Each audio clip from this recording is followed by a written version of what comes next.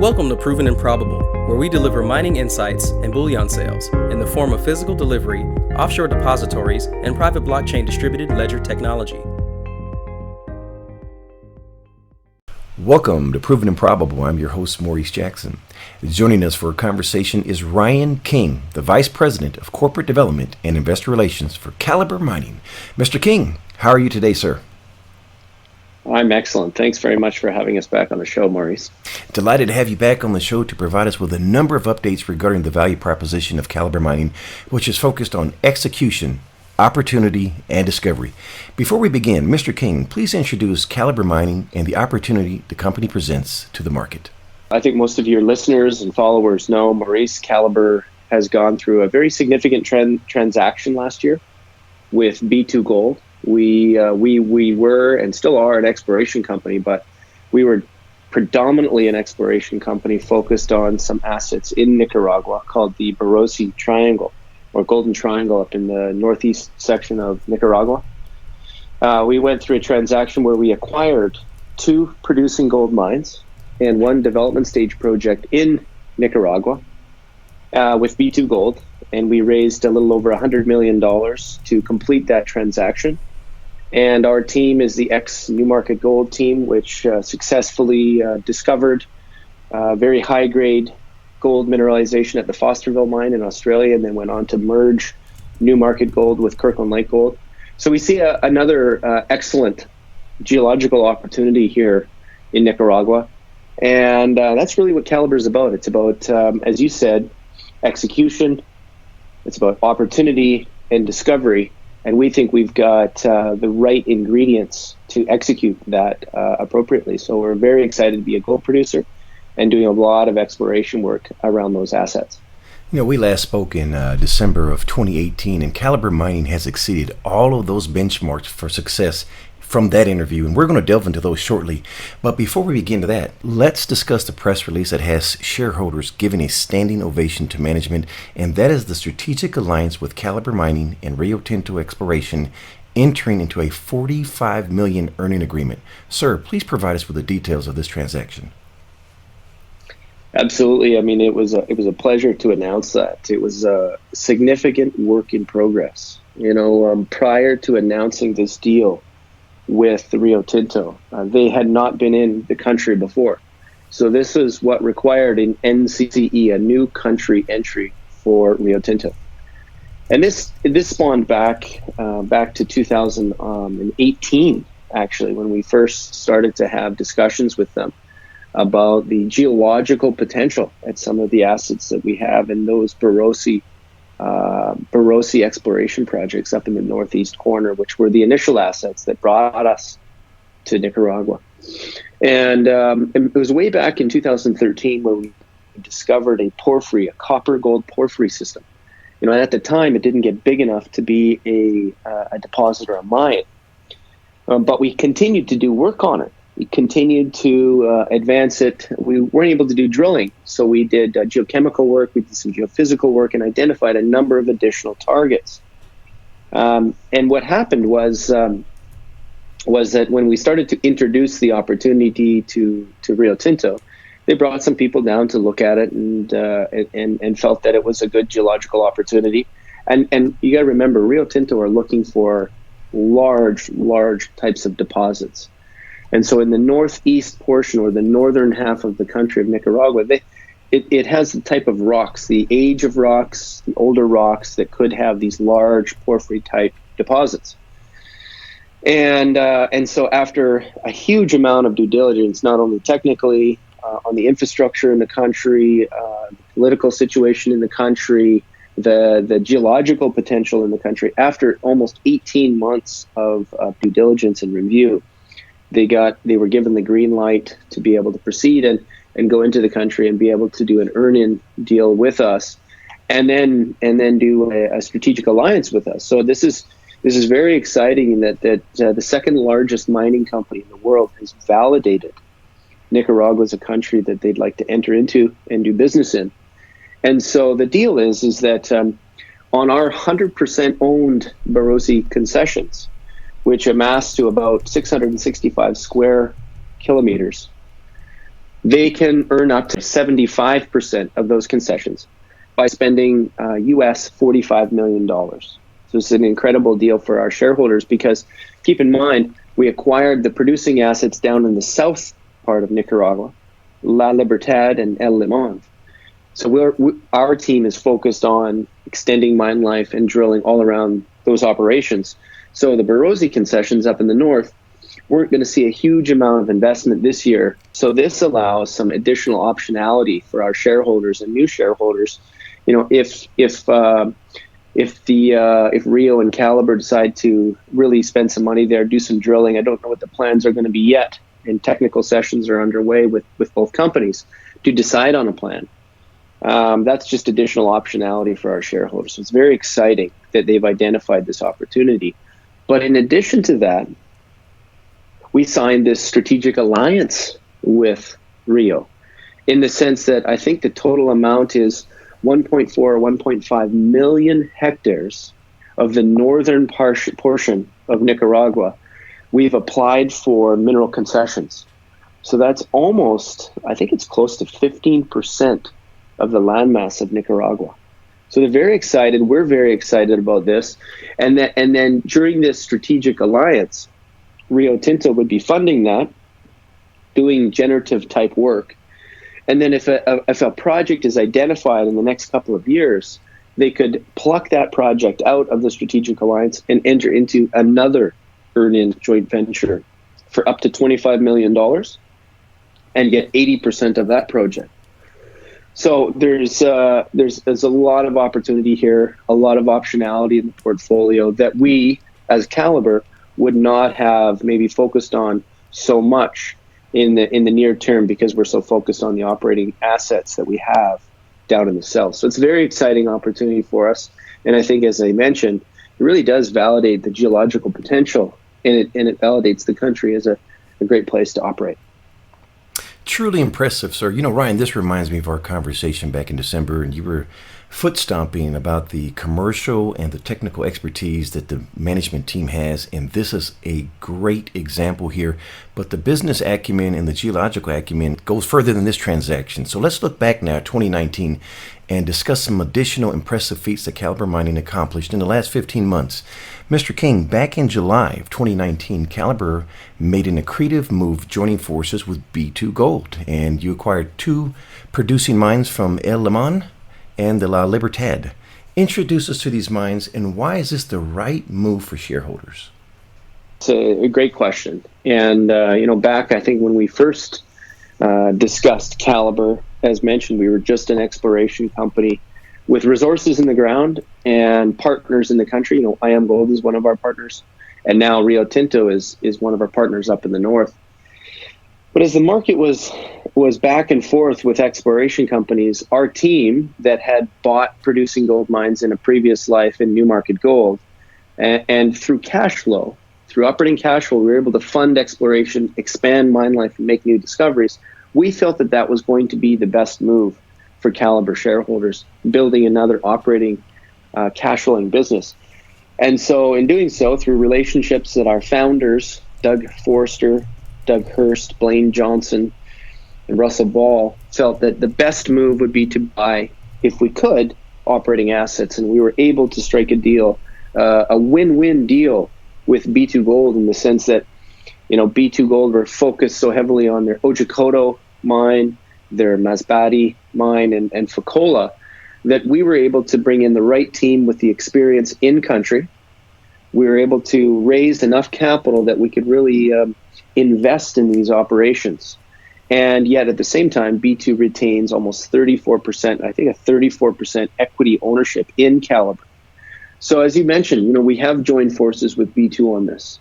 And we think this is a fantastic opportunity for Calibre shareholders, and that this year, in 2020, we will produce between 140 and 150,000 ounces of gold, and right around $1,000 all in. So it's a great opportunity for our shareholders. And what's equally as, or even more exciting for Calibre shareholders, is the amount of drilling we plan on doing in 2020. We've earmarked almost 50,000 meters for drilling. And that has been going very well. We started that in the fourth quarter of 2019. And that's been going very well. We've already had success with a new area at the La Libertad mine called Amalia, in a very large concession that had never been drilled. And also at the El Limon mine, we were drilling down plunge of where current resources are, and we've expanded. It looks like we'll expand resources at the El Limon Central and Norte deposits. So really exciting time for Calibre. Really exciting time, I think, for the operations as they're seeing lots of new investment. And we've been really welcomed into the country. We've met the Minister of Mines and Energy, met the President.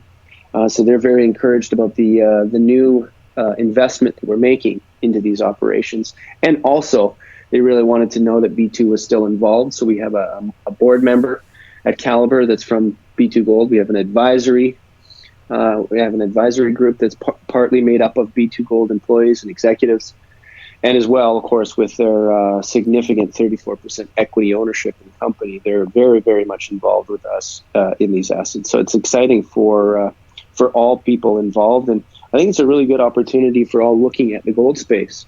Now we're at $1,650 gold. When we announced this deal, we were back at $1,300 gold. So it's been nice to be a part of a rising gold market environment for Calibre.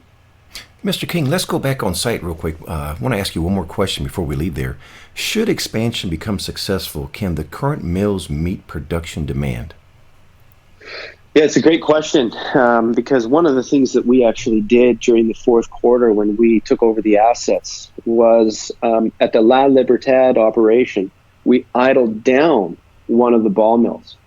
We felt that by doing so, we could extend mine life, but also our focus is really on margin. So instead of, really cranking up production, let's focus on margin. And so by idling down one of these ball mills, we're almost saving $500,000 a month currently, power, reagents, and liners in the mill. So the focus turned to margin so that we can accretively reinvest in the operations. And one of the opportunities is all of the new targets we've identified at La Libertad. So yes, if we do have success, we could potentially, at the right time, turn that second ball mill back on at La Libertad, which would give us a total of 2.2 million tons of throughput capacity, and could therefore be the right size for the operation. So we have excess capacity at La Libertad, which is a great place to be. All the capital has been sunk in the mill, so it's just about finding new opportunities, new mineralization deposits that could be put through the mill. As well, and where the bigger opportunity lies is we've started to do some work in the country now, and because of the reliable infrastructure and the favorable cost structure to haul ore around the country, we can see that rather than just looking at the two mills as two standalone mills, which they are, we really look at them as integrated units now. At Libertad, the total capacity is 2.2 million tons of installed milling capacity. We're only using 1.5 or 1.6 million tons. Equally, at El Limon, we've got 500,000 tons of installed capacity. So what we're really looking at now is multiple different ore sources, and then where is the best place to haul the ore around? Because we can haul ore around the country, roughly about 200 and 250 kilometers between the two mills. And based on the analysis we've done, it would cost us about a half a gram to 3/4 of a gram to haul ore from, say, Limon to La Libertad, or from Pavon, for example. A development stage project that we're working through and permitting would be about a half a gram to 3/4 of a gram at today's gold prices. So quite accretive to look at this as what we call a hub and spoke approach. So a long-winded answer to your question is, yeah, it looks like we do have the capacity, barring a great new discovery or some resource expansion, that we could really utilize the installed capacity in the country, down the road, depending on the size of a new discovery, we could see potentially looking at a mill expansion. But we do have excess capacity, and capital has been sunk. So it's pretty exciting for us to hopefully be able to take advantage of the excess capacity in country. All right, so let's just summarize for audience members here. We have Rio Tinto with a $45 million earning agreement, B2 Gold, we have the acquisition of 2 producing mines. But wait a minute, there's more. Let's revisit September here. You did an impressive $102 million equity financing to advance some existing projects in the portfolio, and you're embarking on an ambitious 40,000 meter diamond core drill program. Please share on which projects there will be drilling, and what can you share with us, I should say, actually, about the genetic model on the target zones? Yeah. So you're absolutely right. Yeah, we acquired the 2 mines, and then we very quickly identified a number of resource expansion and discovery drilling opportunities around those operations. And part of the reason we raised a little bit excess of what was required to do the deal with B2 was so that we could reinvest in the operations, so that we could see a real significant bump up of drilling and optimization at the operations. And these are what's known as low-sulphidation epithermal vein systems. So, between 5 and 20 meters of width, generally coming right to surface based on what we've seen. And anywhere from 2 to, upwards of 20 grams per ton we've seen in some of the drill results over the years historically, and even some new ones. For example, we started drilling at the high-grade El Limon Central and Norte vein structure that is 2.5 kilometers long. We only drilled 4 holes in the fourth quarter of 2019, but 3 out of the 4 holes actually intersected very good widths and grade. For example, almost 12 grams per ton gold over 5 meters. This is just below inferred resources, so it looks like resources will be expanding. We drilled 18.7 grams per ton gold over 5 meters, and then 4.2 grams over 20 meters. So this was down plunge of current resources at this new high-grade open pit that we're currently operating at the El Limon mine. And it looks like a really good opportunity to expand resources. And we're drilling, again, down plunge of the known zones there as well. Over at the La Libertad operation, over 1.7 million ounces of gold has been produced in and around the La Libertad proper concession, which is roughly 200 square kilometers. We've got 3 drills turning on a number of targets there, some of which have smaller resources that look like they have expansion potential, and some are in new areas that have great geochemistry anomalies that have not been drilled. And then a new area, which we call Amalia. So Amalia had been identified by B2 Gold, some great trench results, 6.7 meters of 7 grams, 13 meters of 4.7 grams. So about a kilometer-long geochemistry signature. We went in and in the fourth quarter of 2019 drilled some holes, and we got some excellent results. And it looks like we've identified a new area. One of the drill intercepts was 17.8 grams over 7 meters, only 45 meters vertical from surface. And keep in mind, this had never been drilled before. There's been no mining there. And we're in an area that's 350 square kilometers in that mineral concession.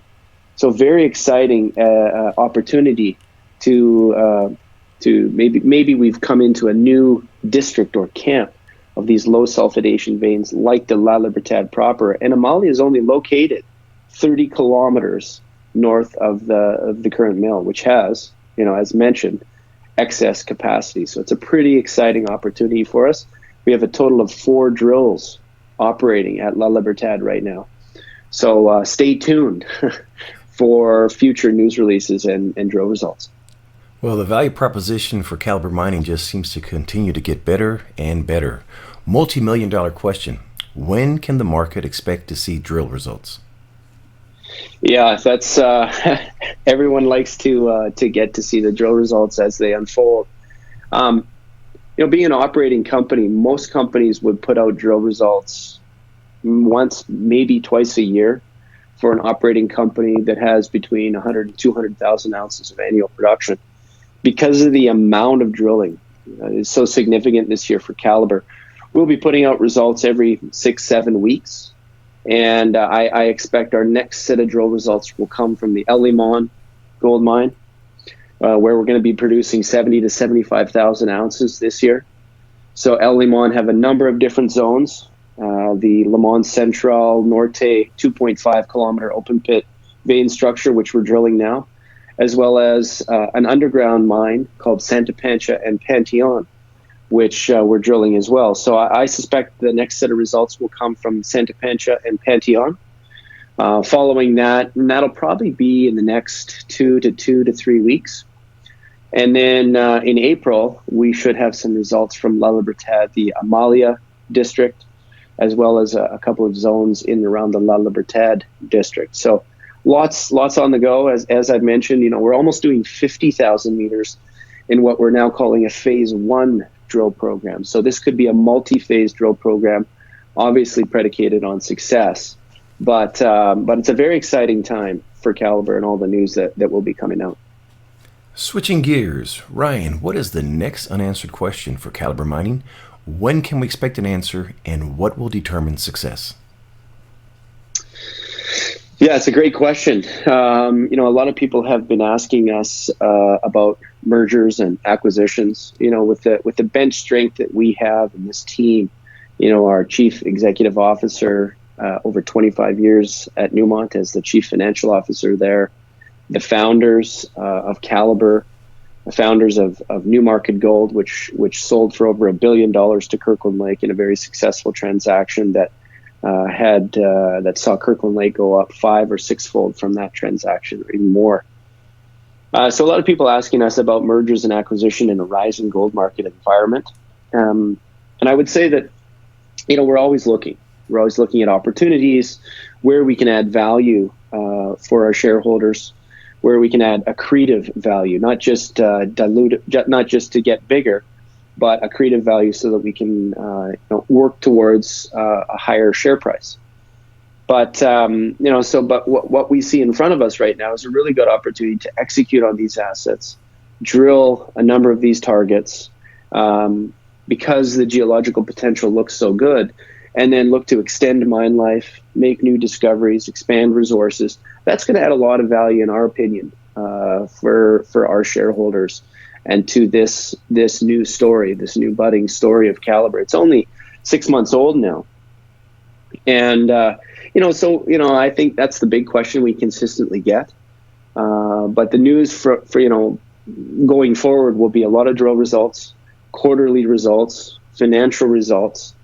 And as the year unfolds at these gold prices, we should be adding cash to our balance sheet, reinvesting in the assets. We'll hear some as the year goes on. We're advancing this Pavon gold project, which could be another ore source for the La Libertad mill. So there's a number of things coming out as well in the background. We'll consistently and continuously look at mergers and acquisitions that could potentially add value. But first and foremost, it's execution. It's drilling and building mine life at these operations to be able to see the most amount of value that we can for these assets in a short period of time. So lots going on across the board, Maurice. Speaking of the shareholders, can you please provide us with an update on the capital structure of Calibre Mining? Yeah, sure. I think today at about 80 cents Canadian, our market capitalization is around 250 million Canadian. We essentially have no debt. We've got one remaining payment of $10 million to B2 Gold, which is in October of 2020. We trade on average between 5 to 750,000 shares a day. We have, I think it's just a little over, or just a little under $33 million US in the bank. So lots of capital to reinvest in these operations. And as mentioned, we're going to be, our guidance for the year is 140 to 150,000 ounces at roughly $1,000 all-in sustaining costs, plus some investment we're putting in the operations. I think is between 20 and 25 million, and about 15 million in drilling for the almost 50,000 meters of drilling that we'll do in this phase 1 program. So yeah, about $240 million Canadian. So what is that? About just a little under 200 million US market cap for a company of our size. I think demonstrates a good value proposition. The management insiders own just a little under 6%. A well-known resource investor, Lucas Lundin, owns a little under 5%. We've got about 35% institutionally held. B2 Gold, of course, owns the 34% ownership in Calibre. That sort of breaks down the capital structure of the company and the balance sheet in a sense. In closing, sir, what keeps you up at night that we don't know about? Wow, that's a tough question. Coronavirus excluded, or if that is a concern for you, please let us know what's on your mind. No, I mean, it's a valid question. And so any resource company that is developing operations, first and foremost, the most important thing is your social license around the operations in any place where you operate. So we have a very good social license around the mines. We have good relationships with our communities. We do a lot of excellent environmental, social community work. We have a great team in Managua that does all of that. What keeps me up at night is really, with these types of operations, with any type of mining operation, you always have to find more to be able to put through a mill and keep the operation running. So that would be one thing that I think for any mining company is you're always trying to reinvest. You're always trying to find more resources and whatever it is, whatever commodity you're mining. In our case, it's gold. Is finding more gold to be able to extend the mine life, to be able to keep all people employed, and add a lot more value. So with all this, with the 50,000 meters of drilling that we're doing it because we think there's a great opportunity to make new discoveries and expand resources. And then, of course, extend mine lives. What keeps me up at night is, maybe you don't find gold. You never know. Sometimes deposits kink when they should have bent. Geology is a difficult thing, but we have a very good team. Our VP Exploration, Mark Peterson, has been doing this for well over 30 years. He's an experienced geologist. He's found a lot of gold in his career. We've got a good geological team. But I think that's something that stays in the back of any miner's mind is being able to expand resources. So that's the only thing I think that would keep me up at night. So I think those are the only two things, Maurice, that would keep me up at night. But the one thing I will say is, and that it's helping me sleep better, is the fact that in our Q4 drilling, we have found new zones like this Amalia. And we have actually intercepted in 3 of the 4 holes that we drilled at Limon Norte. Looks like expanded resources, so we're already having success. So that's helping me sleep better now. And I apologize for the coughing, but I also noted that I didn't cough until I said the word coronavirus. So my apologies there. Sir, last question, and that is, what did I forget to ask? No, you asked all the right questions. The only thing is I'm surprised you didn't ask was where do you see the price of gold going? Because everyone asks that question and everyone wants a different answer, or hopefully the same answer, and it's going up, right? Of course it's going up. Maurice, you ask good questions, intelligent questions about the operations, about the value proposition for Calibre, and I think we've touched on most of those. The underlying thing is that in a rising commodity environment, so for example, right now, gold has been rising over the last number of months and years, particularly with the uncertainty, with the debt levels, with the macroeconomic environment, with the fears of a potential recession, et cetera, and also with the fears now that the different Federal Reserves, the different the banks around the globe really are not able to come up with new creative ways to provide quantitative easing. We've just recently seen the rate cuts by the Canadian Bank, as well as by the Federal Reserve in the United States, and these were emergency cuts. So to me, we're in the right space. To me, we're in an exciting name with lots of drilling. We're in the right commodity right now, and gold definitely has the potential to go a lot higher. I read a gentleman by the name of David Rosenberg, and he's mentioned he could see, and he's really data driven. He doesn't get too bogged down in different headlines and media, etc., but really pays attention to the data. And he says he could really see gold going to $3,000 an ounce in this environment that we're in. I don't know where it goes, and we do the best we can to focus on our costs versus what we're selling for, obviously. But that would be an exciting time for people invested in the gold space if that does happen. So I'm excited to see where it goes and what happens in the future. Mr. King, for someone listening that wants to get more information on Calibre Mining, please share the contact details. Absolutely. Anybody can contact myself. Our website is www.calibre, that's Calibre mining.com, or calibremining.com. And on the contact section of the website, you'll find my phone number and email address. And by all means, anybody can contact me at any time, and I'll get back to you as soon as I can. And as a reminder, Calibre Mining trades on the TSX symbol CXB and on the OTCQX symbol CXBMF. Calibre Mining is a sponsor of Proven and Probable, and we are proud shareholders for the virtues conveyed in today's message. Before you make your next bullion purchase, make sure you call me. I'm a licensed representative for Miles Franklin Precious Metals Investments, where we provide a number of options to expand your precious metals portfolio, from physical delivery, offshore depositories, precious metal IRAs, and private blockchain distributed ledger technology. Call me directly at 855-505-1900, or you may email Maurice at milesfranklin.com. Finally, we invite you to subscribe to ProvenAndProbable.com, where we provide mining insights and bullion sales. Ryan King of Calibre Mining, thank you for joining us today on Proven and Probable.